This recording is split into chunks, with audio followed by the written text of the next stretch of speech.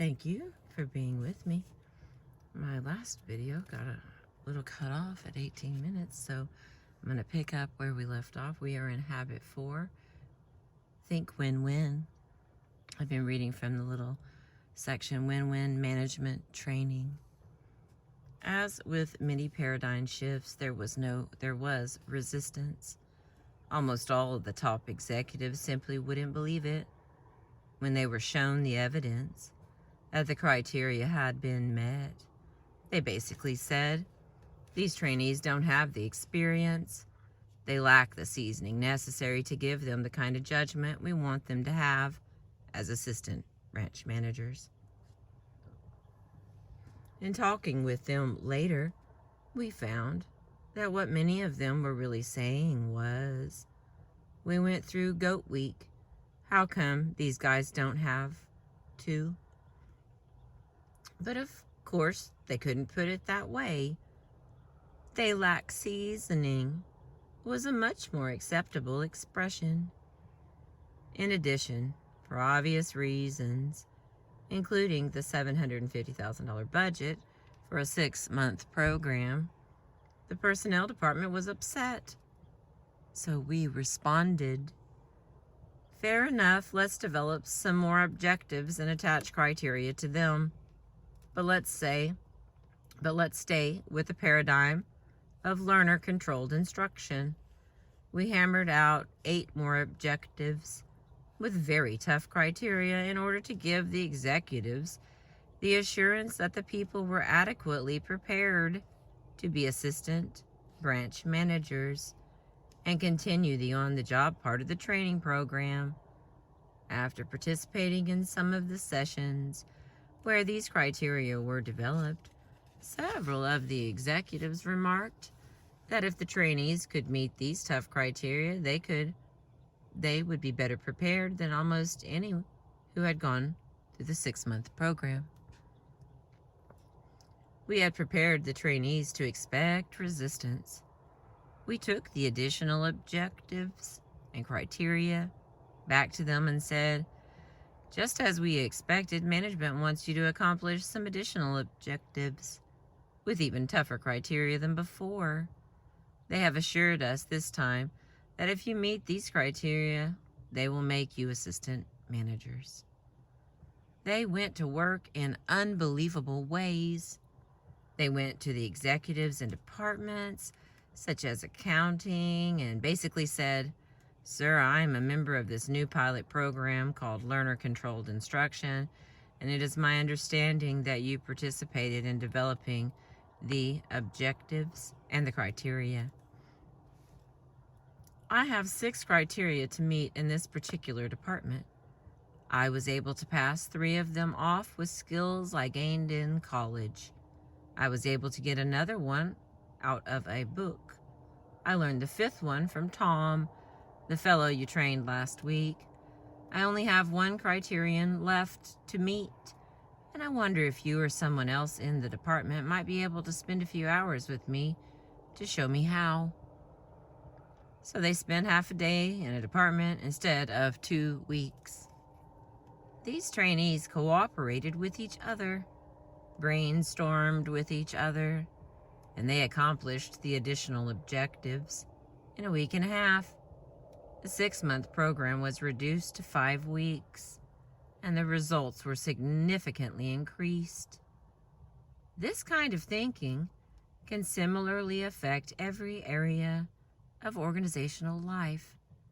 If people have the courage to explore their paradigms and to concentrate on win-win.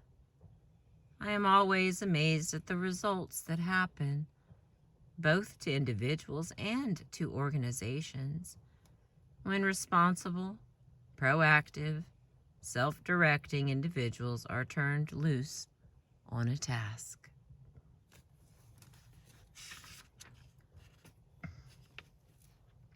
And the next part is win-win performance agreements. Creating win-win performance agreements requires vital paradigm shifts. The focus is on results, not methods.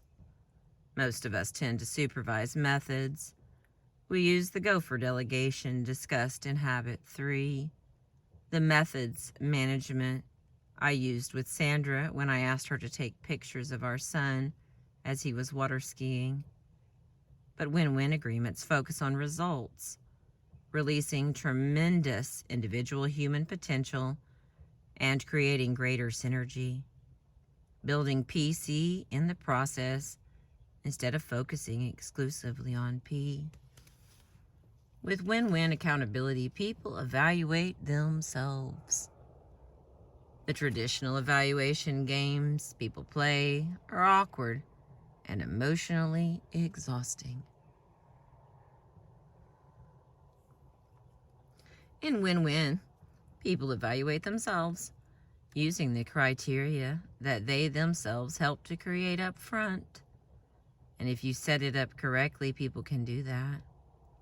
With a win-win delegation agreement, even a 7-year-old boy can tell for himself how well he's keeping the yard green and clean.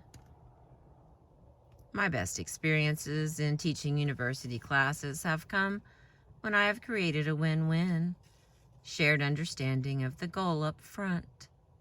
This is what we're trying to accomplish. Here are the basic requirements for an A, B, or C grade. My goal is to help every one of you get an A. Now you take what we've talked about and analyze it and come up with your own understanding of what you want to accomplish that is unique to you. Then let's get together and agree on the grade you want and what you plan to do to get it.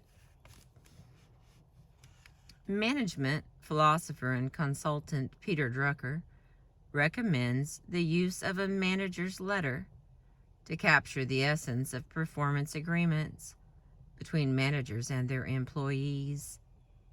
Following a deep and thorough discussion of expectations, guidelines, and resources to make sure they are in harmony with organizational goals, the employee writes a letter to the manager that summarizes the discussion and indicates when the next performance plan or review discussion will take place. Developing such a win-win performance agreement is the central activity of management.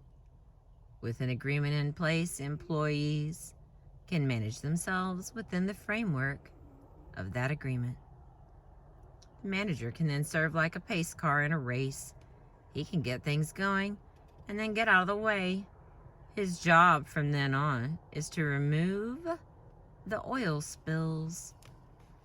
When a boss becomes the first assistant to each of his subordinates, he can greatly increase his span of control.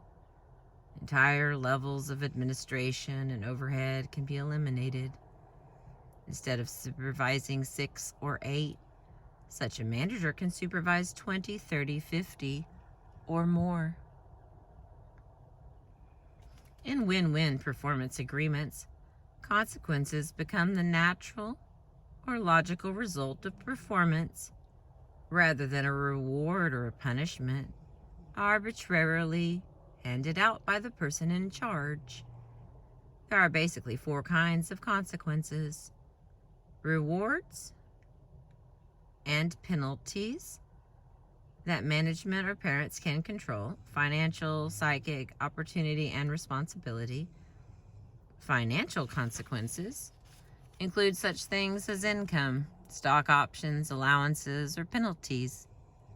Psychic or psychological consequences include recognition, approval, respect, credibility, or the loss of them. Unless people are in a survival mode, psychic compensation is often more motivating than financial compensation. Excuse me. Opportunity includes training, development, perks, and other benefits.